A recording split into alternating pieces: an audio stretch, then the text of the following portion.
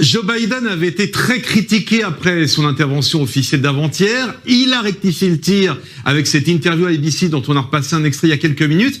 Il explique que le chaos était inévitable. Ne pensez-vous pas au contraire qu'il a sous-estimé ce chaos ?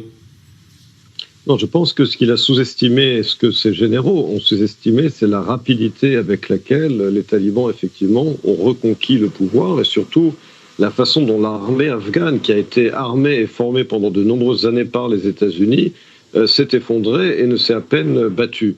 En revanche, il était clair pour tout le monde qu'après le retrait des troupes américaines, il y aurait des combats et il y aurait une reprise du pouvoir par les talibans, mais simplement les États-Unis, je pense, avaient sous-estimé, comme je l'ai dit, la rapidité de cette reprise du pouvoir et le manque de combat du côté des forces afghanes formées par les États-Unis. C'est la première fois d'ailleurs de son mandat que Joe Biden est à ce point critiqué, à l'unanimité par presque toute la presse américaine d'ailleurs.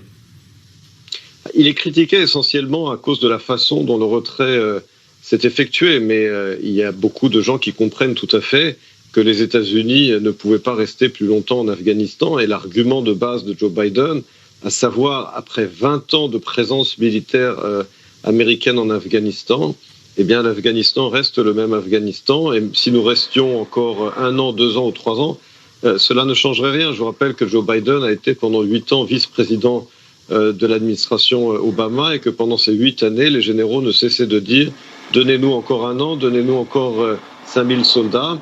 Et il sait très bien que ces arguments ne tiennent pas et qu'au bout du compte, rester en Afghanistan ne servait à rien, ne faisait que coûter de l'argent aux contribuables américains et surtout coûter en vie aux soldats américains pour rien.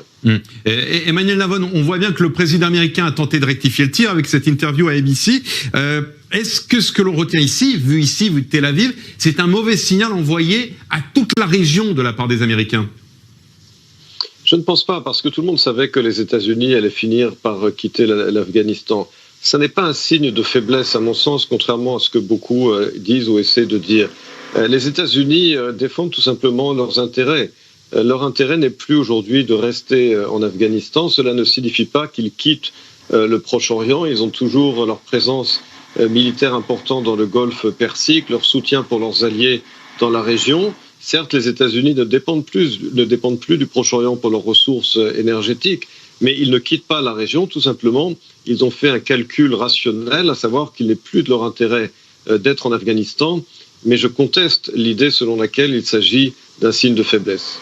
Merci beaucoup, Emmanuel Navon, d'avoir été avec nous ce matin.